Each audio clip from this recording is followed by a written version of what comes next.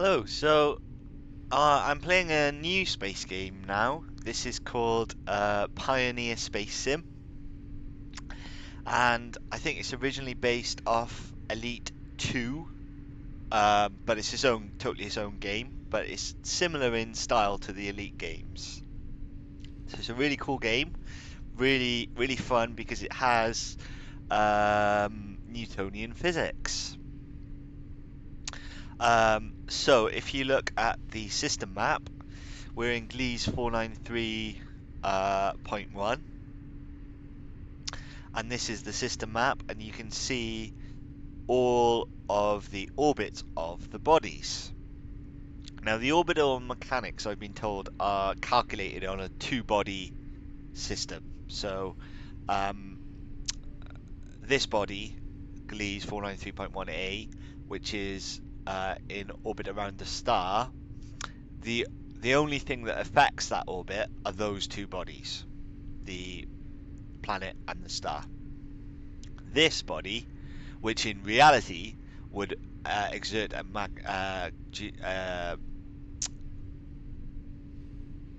pull, what's it called? Gravitational pull on Gliese 493.1a, is not. So the orbits are very circular, but you can easily look past the circular orbits because it's just so cool to have a game with proper orbits and rotations of planets and moons. So if you look at the system overview, we've got this planet here, K, with two moons. Fox's Mine, the fourth planet in the system, has all the stations, or most of the stations. And in this system, only the last planet has two moons. But if we go out to K, we can zoom in on it, and we can see its moons. And if we go to Fox's Mine, how do I move? Okay, if we go to Fox's Mine,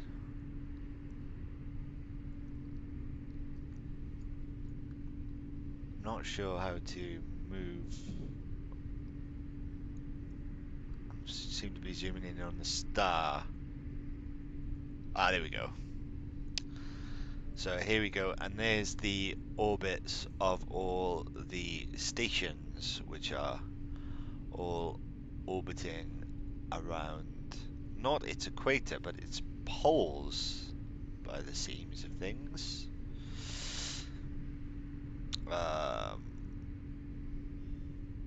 Yeah. So there are the stations, several on very similar orbits. So yeah, so it has orbital mechanics, and you can set up an orbit for your ship and float around the sun or planet or moon. However, there aren't displays on the HUD yet for apoapsis, periapsis, and other orbital details, but you can see the shape of your orbit in this view, in the orbital map view. So you can try and set up an orbit, see the shape of it, and adjust as necessary, because you can continue to fire your engines while you're in this view. So here we are now on Pal's Dottir pad. So I'm going to make some guides for this game, because manual flight is its own thing, and it's its own thing basically. But I'm going to make some guides for it. But we're going to do, just for this video, just a little mission up to a station to just to have a taste of the game. So I'm going to refuel first. So this game also has time acceleration, because obviously you travel very long distances, and it can take months. You can speed up time. So the further away you are, the further into deep space, probably the higher you want the time acceleration. So it goes 10 times, 100 times, 1,000 times, and 10,000 times. So Yeah, so time acceleration is very useful for getting places in this game. So if you do want to play this game, and you've got, say, a HOSAS or HOTAS setup, you want to bind the time acceleration up and down to an easy key, because you will use it, an easy hat or button on your throttle, because you will use it a lot. So let's refuel. So I've refueled. And I'll get a little bit of hydrogen fuel as well, which will give me enough. Sorry, not they're both hydrogen fuel, but this is fuel for my hyperspace drive, which gives me a range of 34 light years, so I can jump straight back to Earth if I get a mission to Earth. So I've got about $1,600 space dollars. I've only done 2 missions in this game so far. It took me a couple of days to master flying between bodies in space. I say master it, just even achieve it. So, so yeah. So let's show you. So we'll go to the bulletin board. I saw a mission here earlier.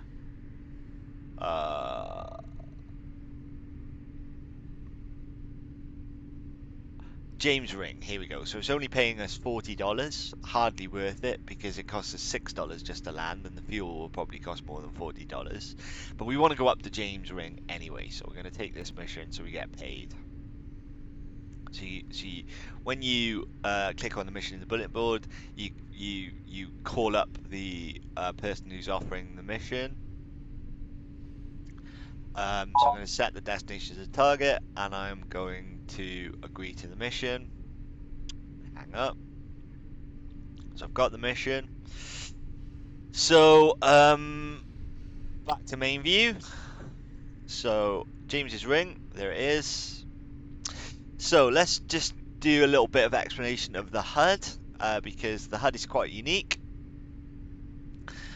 So this is your target, and this is the nearest gravitational body. So this is the body you're being affected by.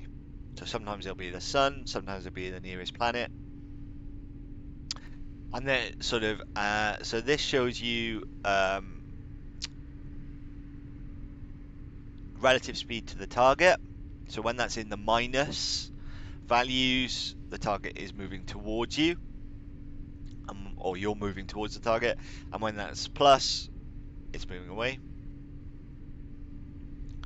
Braking distance, distance to the target, and the speed relative to the target. So that's the absolute speed relative to the target, I suppose. So and then okay, so on this side you have your delta V, which you can think of as your fuel. Everyone says that, but it's the capacity of your ship to change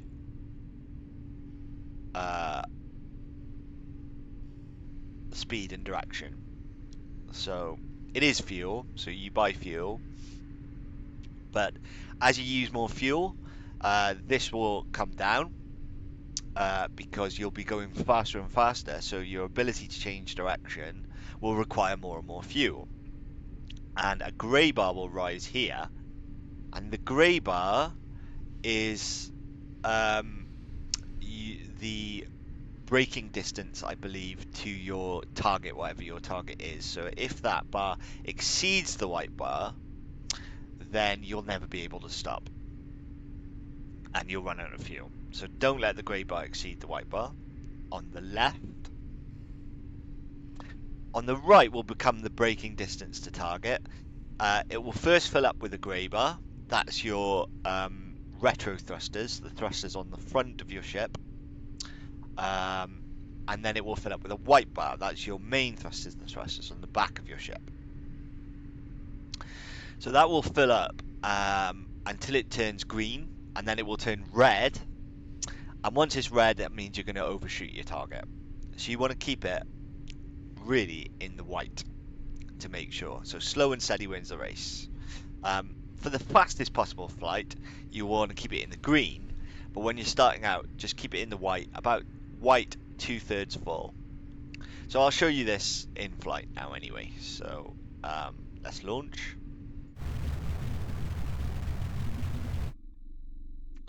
Landing gear away.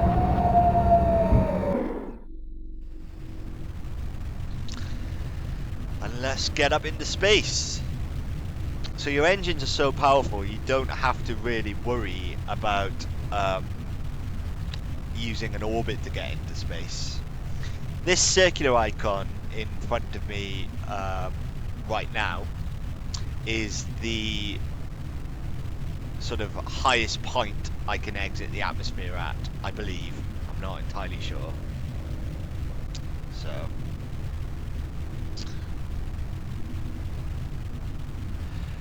So I have rotational dampening turned off, all forms of dampening turned off, but you can activate that like that, and then the ship moves like that. So that mode is useful for maneuvers when time acceleration is relatively high, because it's hard to control the undampened ship. Okay, so we're out of the atmosphere, which you can see down at this gauge. That's your atmosphere gauge, and it now says 0.00 atmospheres. So we're out of atmosphere. So we can now align with our target and begin burning towards it. So our target is there. That's our prograde vector with regard to our target, and that's our target. So we want to lift our HUD, our ship up, pitch up, till we can see our target. So our target is actually behind the planet. So we can't just burn straight towards it, otherwise we'll crash into the planet. So we want to set up an orbit to get around the planet. So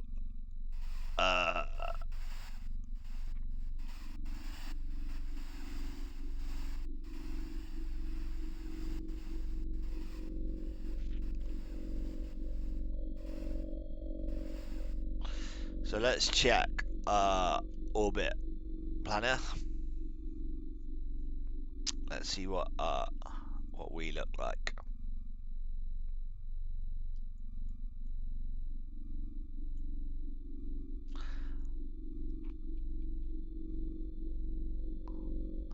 So James's ring is just above us.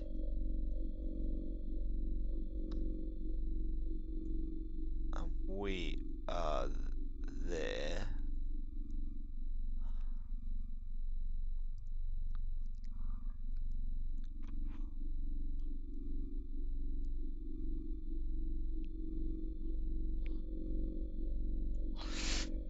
Oh well, not entirely sure what to do, so let's just try blasting this way. So the engines in this ship are hugely powerful. Oh wait, maybe I shouldn't blast that way. Yeah, maybe I'll blast this way.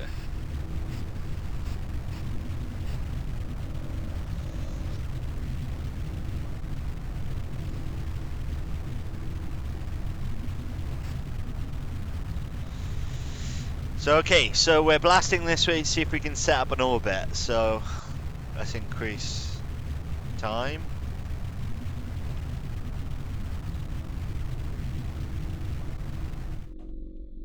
Let's check the orbital planner.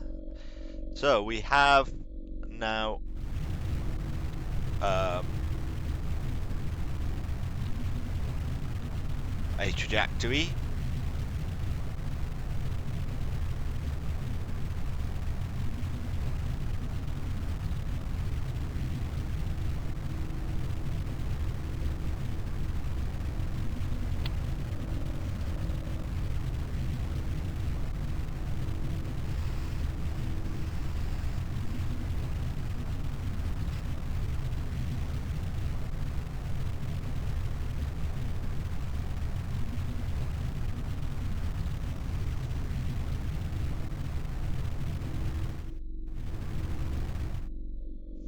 Ah, so we made like a huge orbit now. And we should intercept James's ring. Let's put it on play. So if we increase that 1,000 times, if we stay on this orbit, in a few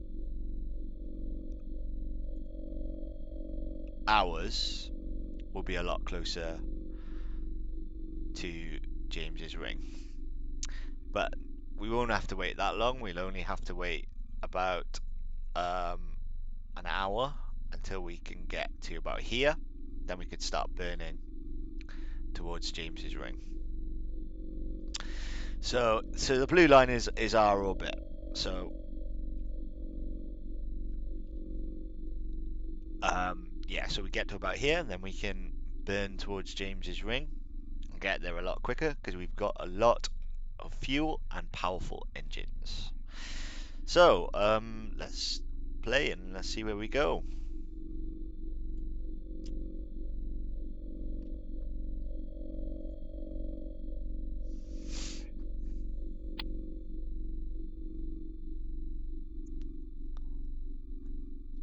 So we can check the other cameras. So that's the side cameras. There's the planet moving away from us.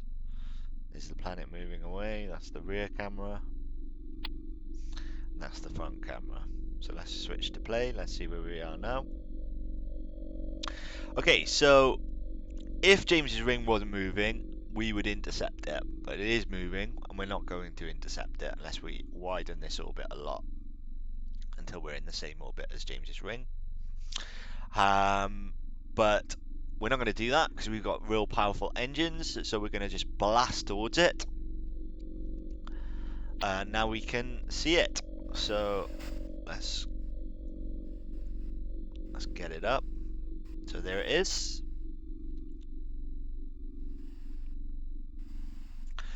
So let's blast towards it.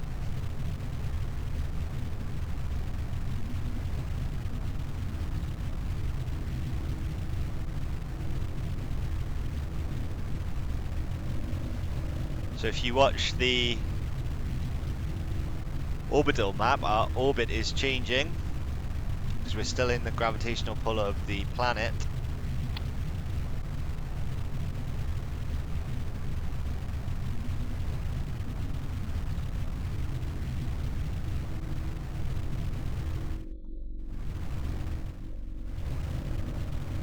So I increased time dilation there a little.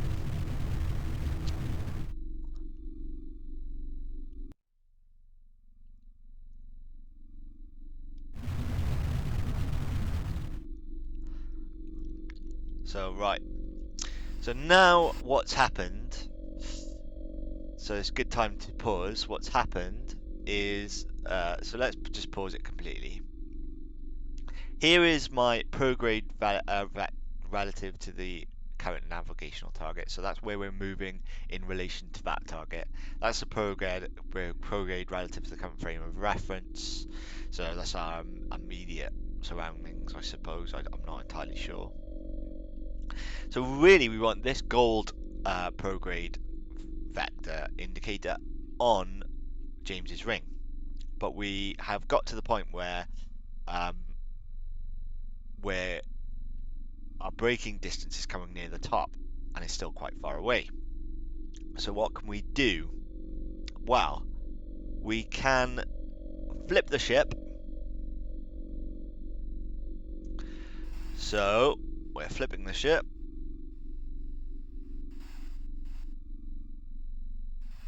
And there's a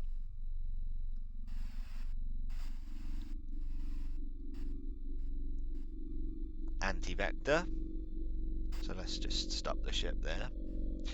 Switch to front camera. So now when we're burning, we'll be slowing down rather than speeding up.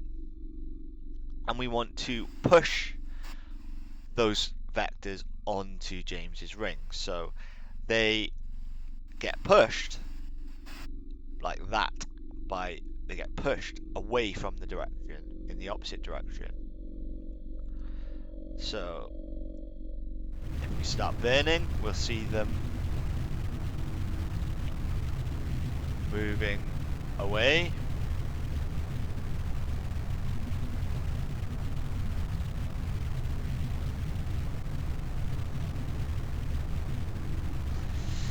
So I can keep pushing the prograde vector onto James's ring this way. And the further you are away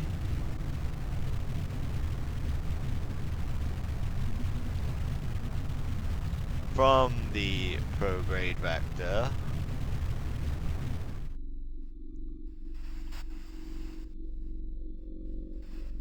so we're still miles away from it.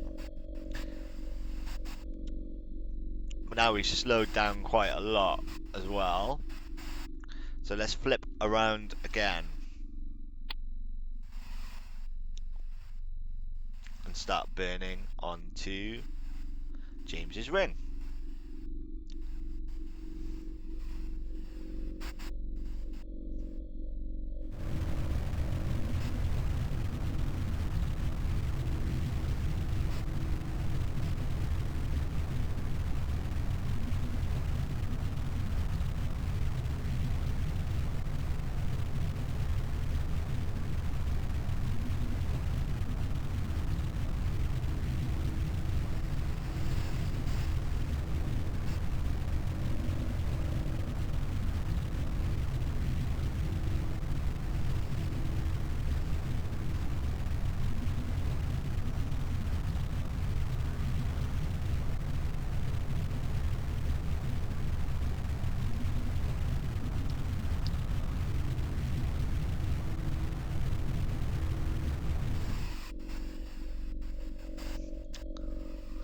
Prograde vector is still nowhere near it, and we're now a little bit going too fast again.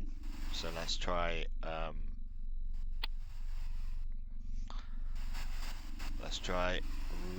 reverse burning.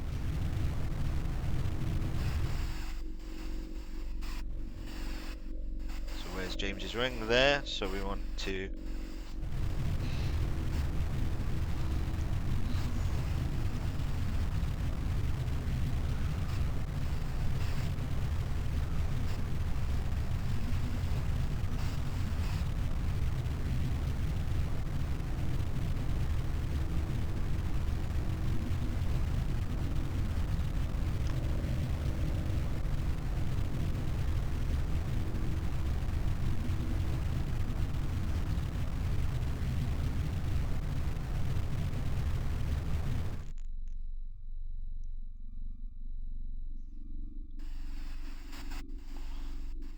totally lost James's ring.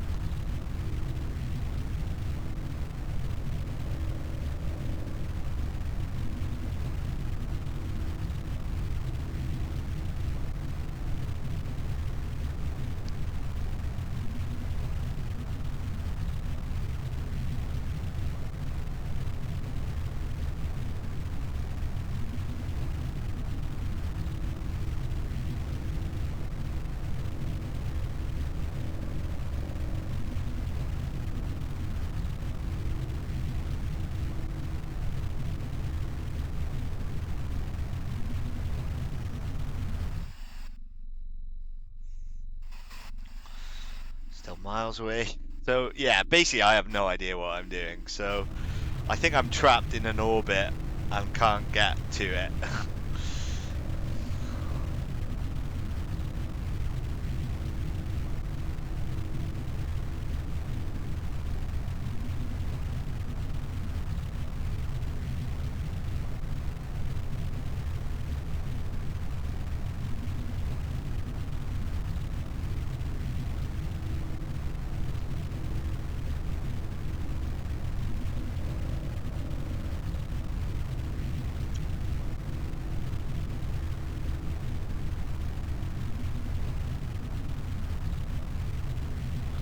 Yeah, it's moving. It's moving too fast away from me. Um, for me to catch up with it.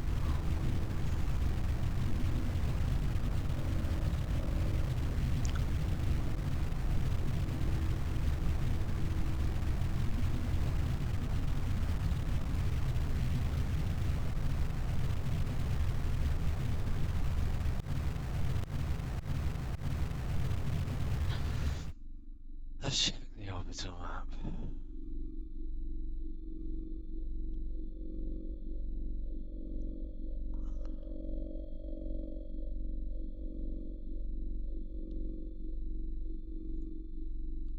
Yeah, so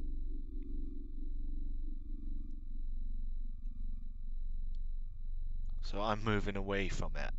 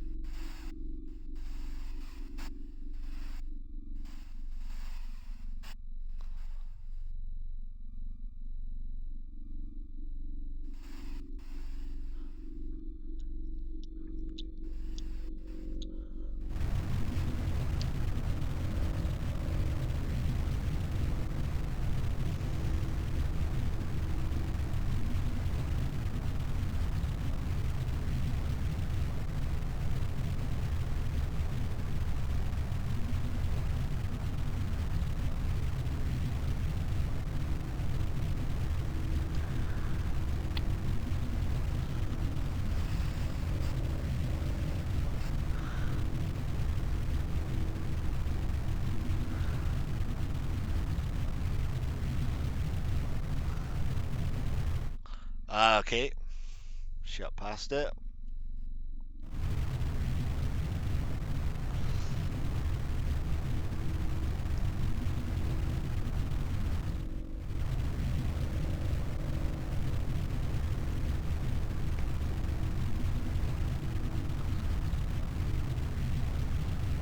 Okay, we're finally moving towards it.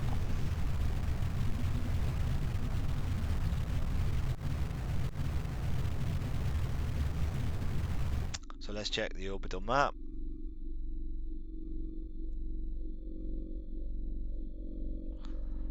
So if I stay on this course, I will intercept it.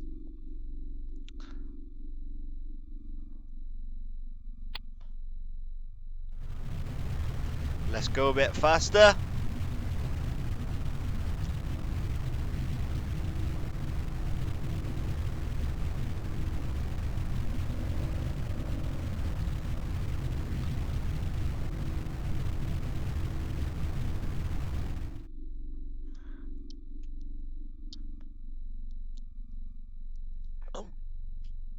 So now we got to prepare to slow down.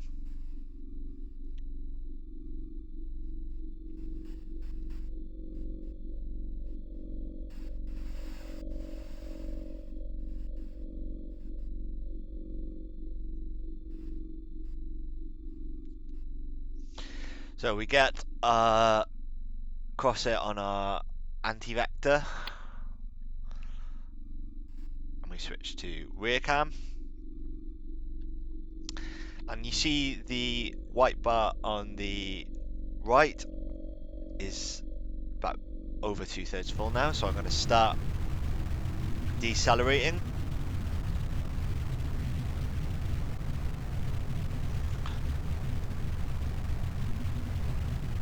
And increase time.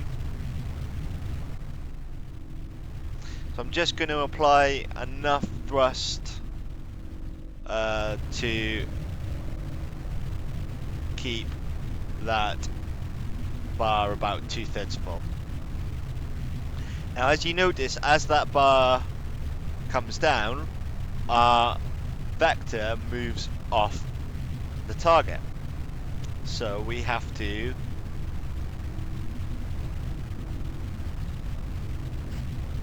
adjust our burn, adjust our direction to push it back onto the target.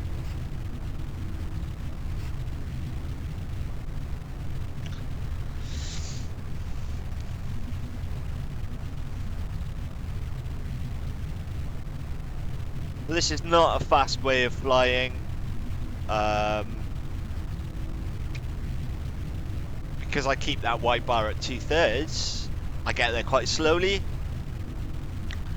but it hopefully stops you overshooting.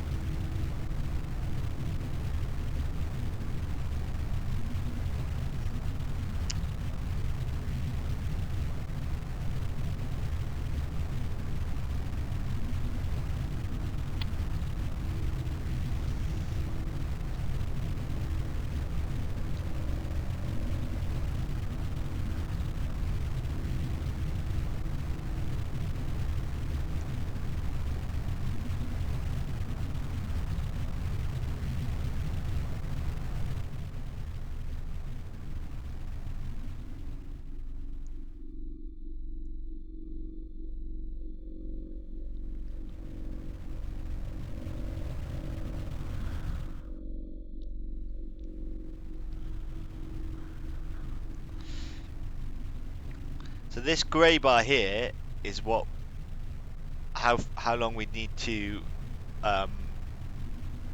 decelerate with our retro thrusters, and this is our mains.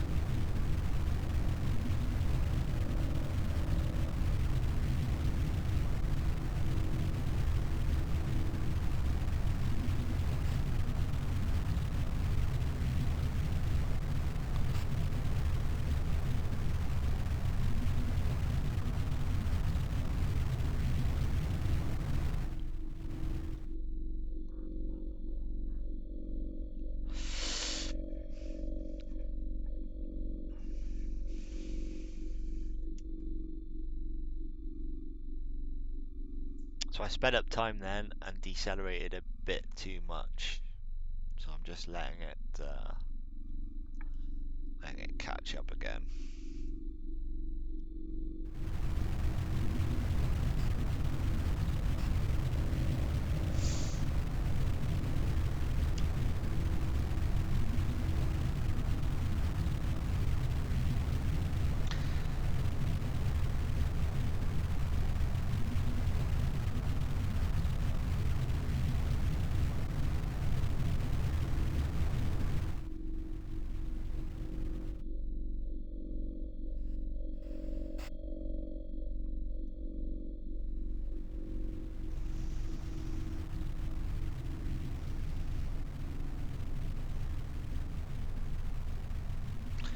So you see James's ring is forming up now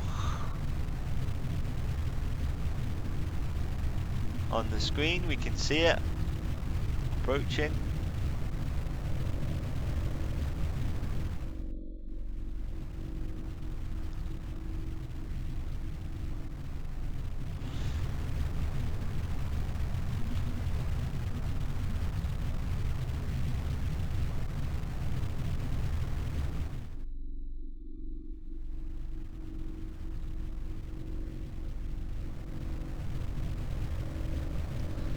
So let's request docking. Proceed to docking bay 8.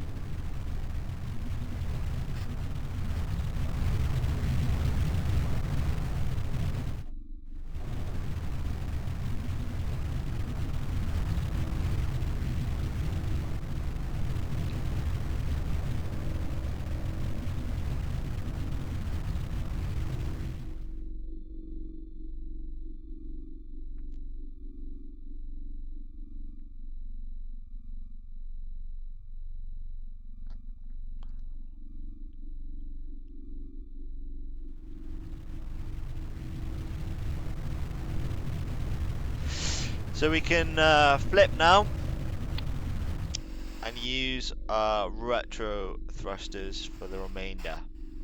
So why don't we use our retro thrusters usually is because they are very inefficient. So they will use a lot of fuel to slow you down a lot less.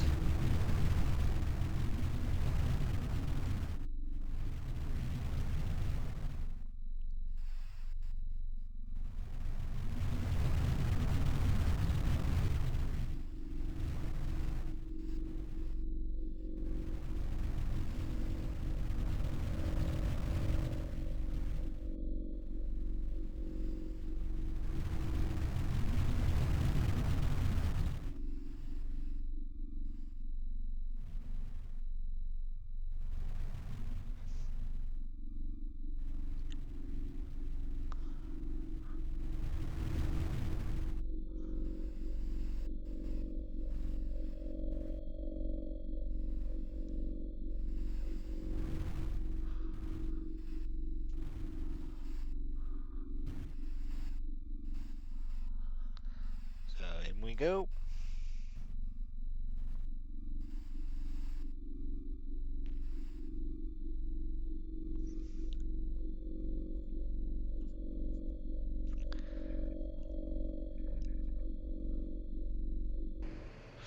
And we're docked. Okay, so that wasn't exactly the most best flight, but I had a go. So thanks for watching.